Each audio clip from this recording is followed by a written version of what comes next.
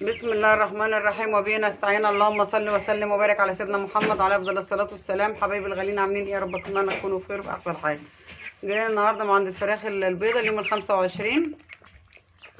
طبعا احنا الفراخ طبعا اللي من دول الجو شويه حر وشويه يبرد، فطبعا احنا نحافظ على الطيور بتاعتنا بالنهار. بنحط لهم اي حاجه ان هي ترطب الجوف بتاعهم، معدتهم.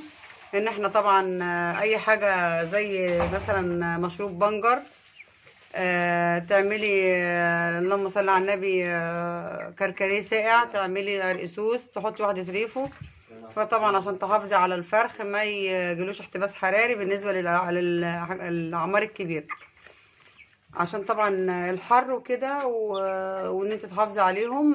فتحاولي ان انت تعملي حبه، يعني اقل حاجه حبايه ريف، هتحطيها على 2 لتر ميه، تحطها لهم في الحر.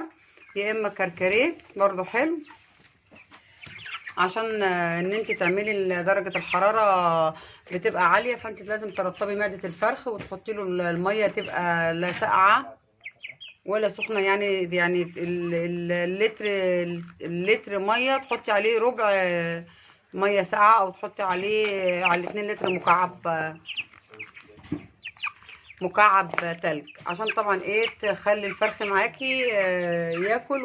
وعشان طبعا الفرخ في الحر بيبقى الجو حر عليه، فانت ترطبي معدته. وبعد كده هتشيلي الاكل طبعا ساعتين، يعني من الساعة 12 لغاية مثلا الساعة 4 في الطراوة تروح حاطة الأكل. طبعا فهو الفرخ الأصلا حتى لو حطيت الأكل قدامه والجو حر هو ما بيعرفش ياكل. يعني الفرخ لما بتحط الأكل قدامه في الحر ما بيعرفش ياكل. في الشتاء بنجوع، عشان طبعا بيبقى الجو رطب، ما فيش مشكلة. لكن في الحر هو أصلا ما بيرضاش ياكل العلف أصلا، عشان طبعا العلف حامي. طبعا هنصلي على الرسول على افضل الصلاه والسلام. بس حبيبتي الغاليه، يا ريت تدعميني باللايك بتاعك والاشتراك، عشان طبعا ايه نقدم لك الجديد ان شاء الله. احنا جايين النهارده نصلي على الرسول على افضل الصلاه والسلام. وهي الخلطه دي اللي احنا جايبينها. احنا ابتدينا الخلطه، احنا ابتدينا الخلطات، ابتدينا ان احنا نحط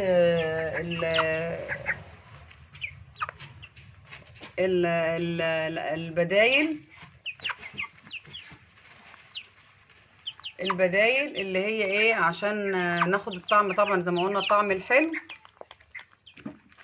بالنسبه للفرخ الابيض، عشان طبعا ايه ما يبقاش علف صافي. فاحنا بنخلط، بنحط طبعا. احنا زي ما انتم شايفين كده، دي شيشه. طبعا دي شيشه احنا بنطبخها، بنعملها تسويه زي ما بتعملي الرز، بتقلبيها كده في حبه زيت مستعملين. عندك اي زيت بتاع تحمير فراخ، بتاع طعم سمك، فطبعا بيدينا الطعم الايه، بيدينا طعم حلو للفرخ، وبيخلي الفرخ ايه يحول معانا الزيوت طبعا. وبتحمري حبه الشيشه، بتحطي عليهم الميه، بتسيبهم زي الرز، بيبقى الحاجه دي بتبقى مستويه. فالفرخ لما بياكل الحاجه المستويه دي بيهضم بسرعه وياكل تاني. وكمان انا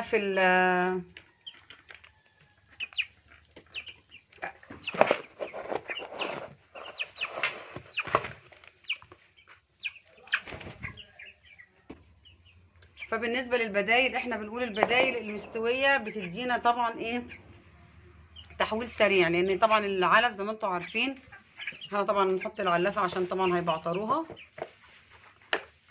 انا طبعا كنت عامله لهم الخلطه دي، فحبيت طبعا ايه اقول لكم عليها.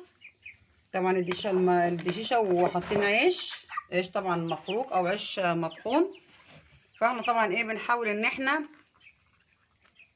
نحط الحاجات اللي هي المستويه، عشان طبعا الفرخ الابيض بياكل فيهضم فيحول على طول. لكن انت لو اديتي له حاجه ناشفه، الحاجه الناشفه طبعا مش هتحول معاه بسرعه، لانه مش هتهضم بسرعه. زي ما انتم شايفين كده هم نايمين اهم، بسم الله ما شاء الله اللهم بارك. يعني احب اقرب لكم شويه اهو. هما طبعا كانوا واكلين ونايمين. طبعا كمان الحر مش بيخليهم ياكلوا. انا بقى بحاول اجيب لهم الجزر، بحاول اجيب لهم البطاطس. الحاجات دي بتبقى بالنهار بياكلوها، يعني ايه بتبقى احسن من العلف. يعني ممكن ان انا بقى احط العلف واجيب الحاجات الطريه دي، هم بياكلوها عن العلف.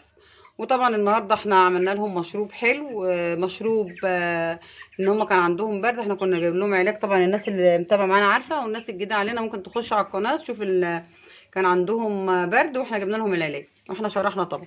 فاحنا طبعا بنحاول ان احنا نحافظ طبعا عليهم عشان ما يجيلهمش البرد، طبعا ما ياثرش عليهم تاني، وان احنا طبعا الادويه بنديها فتره معينه. طبعا احنا عاملين لهم هنا مشروب، المشروب دوت حلبة، وحاطين ورق ريحان، حاطين ورق نعناع، حاطين قرنفل، حاطين شمر. الشمر ده رافع مناعة وجميل جدا وبيشيل المية من جسم الفرخ. وكمان حاطين شعير، الشعير ده طبعا زي غسيل كلى. وحطينا طبعا في السقاية، على السقاية ال2 لتر حطينا نص كوباية. وبعد كده رحنا حاطين معلقة، نص معلقة خميره، ونص ومعلقه عسل. طبعا احنا عايزين ايه، نديله مشروب، ندي المشروب مشروب في يعني المشروب في 2، ان احنا ندي رفع المناعه، وبندي لزياده الوزن، وبندي للبرد. فتلات يعني كذا حاجه احنا عاملينها، اللي هي القرنفل مع النعناع والورق الريحان. كل ده بيعمل لنا يعني نعالج التنفسي، الريحان والنعناع والقرنفل برضو تنفسي ومعوي. والشمر حاطينه عشان لو في ميه في جسم في بطن الفرخ ولا حاجه، اي دهون بيشيلها. وحاطين اللهم صل على النبي الشعير ده، الشعير عشان يعمل غسيل كلى. وحطينا معلقه عسل منشط نمو، وبرده بينقي الكبد وكده يعني. فاحنا طبعا عملنا المشروب ده حطيناه لهم، طبعا هنبيتهم عليه عشان طبعا ان احنا يبقى من يعني بنعمل مشروب في 2، نعمل مشروب لزيادة الوزن ومشروب للبرد اللي عندهم. لان طبعا احنا اديناهم الجرعات بتاعه البرد، فاحنا لازم بقى ندي حاجات تنقي الكبد، وندي حاجات، وحاطين خل عشان طبعا الخل والحاجه دي بتنقي الكبد، بتنقي الكبد وبتعمل غسيل للكلى برضو. الخل مع العسل حاجه جميله جدا لما تعمليها كل 2-3 تعمليها مره. بس احنا طبعا عملناها عشان بعد العلاج، عشان طبعا ان احنا الكلى ما تتعبش والكبد ما يتعبش. بنعمل تنقيه للكبد، وبنعمل غسيل زي غسيل كلوي.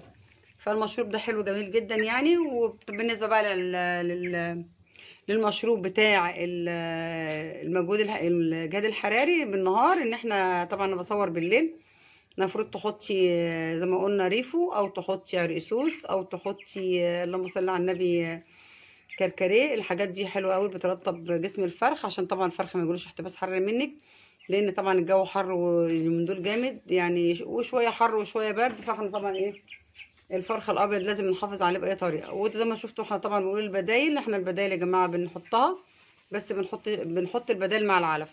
احنا طبعا كنا الدوره اللي قبل دي طلعناها بسم الله ما شاء الله، بس ما كانش فيها مشاكل الحمد لله يعني، ما خدتش ادويه ولا حاجه مننا غير الاستقبال بس. دي يعني حصل معانا كام دروب كده، طبعا الناس اللي معانا متابعه القناه عارفه، والناس اللي عايزه تعرف ممكن تخش طبعا على الفيديوهات اللي قبل كده وتعرف احنا كان عندنا ايه المشكله، لان كانت عند كذا مشكله يعني مرينا بيها، احنا ذكرناها كذا مره. فالحمد لله يعني ان احنا نقدر نطلع من الفراخ دي باوزان يعني الحمد لله يعني. احنا وزننا باليوم ال16 او ال17 كانت الوزن 500 جرام، 550، 450 كده يعني. فكانت الاوزان جميله. احنا ما وزناش تاني بقى، ان شاء الله نوزن بقى بعد 30 يوم، على 30 يوم يعني كده نوزن ونشوف ان شاء الله الوزن عامل ايه معانا. بالنسبه احنا طبعا بناكل بدايل، احنا بنقول بدايل طبعا يا جماعه بتبقى جميله للطعم، وبتدينا وزن، والله العظيم بتدينا وزن، بس بتدينا وزن. احنا العلف بيدينا وزن بس بيبقى اكتريته ميه، لان الفرخ لو خد حبايه علف بيشرب عليها يعني لتر ميه. لكن احنا بندي البدايل مع العلف، البدايل ما بتخليش الفرخ يشرب ميه كتير، فبتبقى معاكي اللحمه بتاعت الفرخ لحمه بس صافيه، ما فيهاش ميه، ما فيهاش حاجه، وبتبقى حاجه معاكي زي العسل، وحاجه جميله جدا وان حاجه طبيعيه، ان انت بتحاولي ان انت تربي حاجه زي بتاعت زمان. هما طبعا ما شفتوا متنطورين في كل مكان، علشان طبعا اهو كل مكان متنطورين فيه علشان طبعا الحر. طبعا انا حطاهم هنا كده انا حطاهم ايه يعني تحت، يعني حطاهم تحت السلم. بس طبعا ما في تهويه شمال ويمين، عشان طبعا ايه في باب قدام باب الشارع احنا بنفتحه، عشان طبعا نهوي عليهم، عشان طبعا ما يحصلناش اي مشكله. بس زي ما انتم شايفين كده، بسم الله ما شاء الله، تربيه الفراخ لازم تبقى عينك عليها، وتبقي عندك قوة ملاحظة لو أي مشكلة أي حاجة. بس رجاء رجاء يعني إن إحنا لو في مشكلة المعوي، ممكن تعالجيه بأعشاب. ممكن تعالجيه بالكمون والكزبرة والزعتر والشاي والشيح. لكن التنفسي بيبقى صعب. أنا يعني أنا ما مرتش عليا التنفسي ده إلا مرة واحدة في العمر كله لما كنت بربي، بس كانوا صغيرين. المرة دي بقى يعني الحمد لله يعني. انا حاولت اعشاب، بس طبعا ما حبيتش ان انا اغامر واستمر في الاعشاب، عشان ما يتدهورش حالتهم والوزن بتاعهم يقل، وان هم ايه يمنعوا الاكل. فنزلت طبعا ايه العلاج. طبعا يا رب اكون افدتكم لو بمعلومه صغيره، ويكون الفيديو نال اعجابكم، واقول لكم ما تنسونيش اللايك والاشتراك وكومنت حلو منكم. حبايبي الغاليين، اشوفكم على خير، واتمنى لكم السعاده والخير. السلام عليكم ورحمه الله وبركاته.